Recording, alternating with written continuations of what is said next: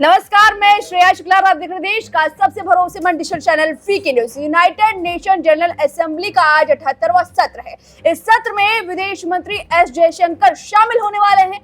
अब जयशंकर इस असेंबली में किन मुद्दों पर चर्चा करेंगे? क्या खालिस्तान का मुद्दा असेंबली में गूंजेगा या फिर पाकिस्तान, या दोनों ही? इस पर हम चर्चा करने के लिए हमारे साथ जुड़ चुके हैं हमारे executive editor Diwakar Vikram Singh sir, सबसे पहला सवाल, जयशंकर किन मुद्दों पर बात करने वाले हैं? श्रेया, आपने बहुत अच्छा विषय चुना है क्योंकि अब से कुछ ही देर बाद विदेश मंत्री बोलने जा रहे हैं एस जयशंकर, और इसकी बड़ी देर से जो है लोगों को अपेक्षा है कि वहां पर जाएं तो भारत का नेतृत्व इसमें दिखे।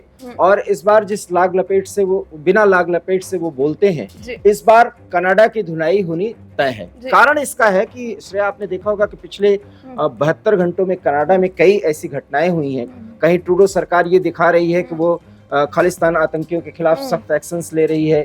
कई शहरों में जो पोस्टर और बैनर खालिस्तान के समर्थन में लगाए गए, भारत के विरोध में लगाए, उसे हटाने का निर्देश दिया गया। दूसरी तरफ भारत के प्रधानमंत्री पर फप्तियां कस रहे हैं खालिस्तानी आतंकी समर्थक।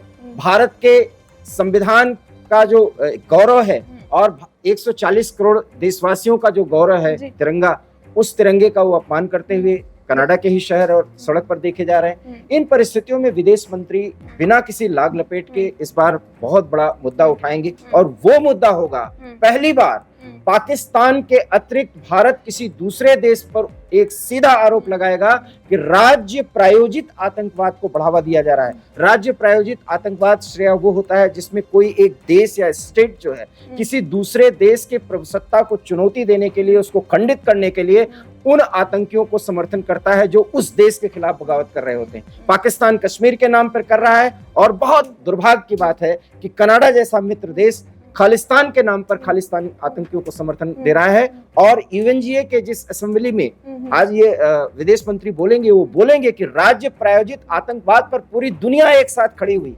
हम इस्लामिक आतंकवाद को लेकर के पूरी दुनिया के साथ खड़े हुए, लेकिन कनाडा आज एक राज्य प्रायोजित आतंकी देश, आतंक को समर्थन करने वाला देश बन गया है।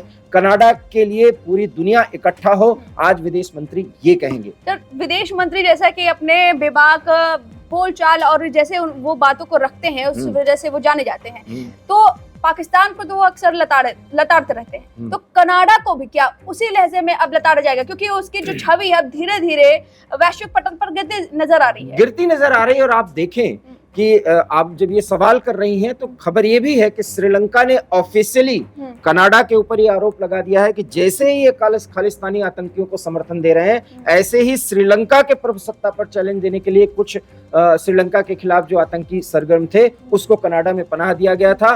और इस तरीके से कनाडा जो है वो किसी देश के प्रभुसत्ता को चुनौती देने वाले आतंकियों को पनाह देता है, वो पनाहगार है। पहली बार श्रेया, शायद भारत, और ऐसा मेरा अनुमान है कि विदेश मंत्री जिस तरह से बिना किसी लाग लपेट के बोलते हैं, और भारत सरकार जितने मजबूती से कुछ मुद्दों पर किसी भी देश के कोई ख्याल किए बगैर, अगर वो हमारे हितों के खिलाफ है तो खुली बात करते हैं। पहले ऐसा नहीं होता था, इसलिए विदेश मंत्री सीधे कनाडा का जिक्र करेंगे और साफ साफ श्रीलंका जैसे देशों का भी हवाला देंगे कि अगर हमारी ही तरफ से आरोप होता तो बात और है। श्रीलंका ने ऑफिशियली कहा है कि कनाडा जो है वो आतंकियों को पनाह देता है, ये आपने देखा होगा। तो कुल मिलाकर के कनाडा के खिलाफ एक बड़ी भूमिका और मुहिम शुरू हुई है। अब ऑस्ट्रेलिया और अमेरिका, खास करके अमेरिका, क्योंकि दोनों देश सटे हुए हैं, व्यापारिक रिश्ता है, और भारत से अमेरिका और कनाडा दोनों के रिश्ते हैं। अमेरिका की मुश्किल यह है कि वो कनाडा को संभाले कि इंडिया को संभाले। चीन को कंट्रोल करने के लिए भारत को संभालना और भारत को तरजीह देना उसकी जरूरत है, जबकि कनाडा से अच्छे रिश्ते बना के रखना, क्योंकि दोनों का व्यापारिक संबंध है। इन स्थितियों में वो एक तरफ भारत की तरफ कभी पलटता है अमेरिका, तो कभी एक बार कनाडा को सीख देता है। उनकी अपनी मुश्किलें हैं, लेकिन हम किसी दूसरे देश पे क्यों निर्भर रहे? जब हम कई ऐसे मुद्दों पर खुलेआम अकेले में बोले हैं, तो इस बार भी चूंकि हमारे प्रभुसत्ता पर चुनौती दी जा रही है, इसलिए कनाडा को पूरी तरह से टारगेट करेंगे विदेश मंत्री। और इस टारगेट में सबसे बड़ी बात होगी कि राज्य प्रायोजित आतंकवाद है। अगर पाकिस्तान जैसा देश जो आतंकियों को पालता पोसता है, तो कनाडा फिर क्या है? विदेश मंत्री ये सवाल उठाएंगे और पूरी दुनिया की जमात से ये सवाल अगर करेंगे तो उसका जवाब चाहेंगे कि ये जवाब दे, और हो सकता है कि कनाडा इस पर अपनी प्रतिक्रिया दे। कनाडा की संसद में अभी जेलेंस्की दिखे, तो क्या ये बड़ा संदेश है कि क्योंकि भारत जो है अभी भी न्यूट्रल एक फेज में खड़ा है यूक्रेन और रशिया के वार में। देखिए तो क्या कनाडा क्या मतलब इस तरह से ये दिखाना चाहता है कि हम जेलेंस्की के साथ हैं और जेलेंस्की इसलिए वहां पर संसद में मौजूद है? देखिए जेलेंस्की का साथ देना तो कनाडा की मजबूरी है, क्योंकि अमेरिका जहां रहेगा वहां कनाडा रहेगा, ब्रिटेन जहां रहेगा वहां कनाडा रहेगा।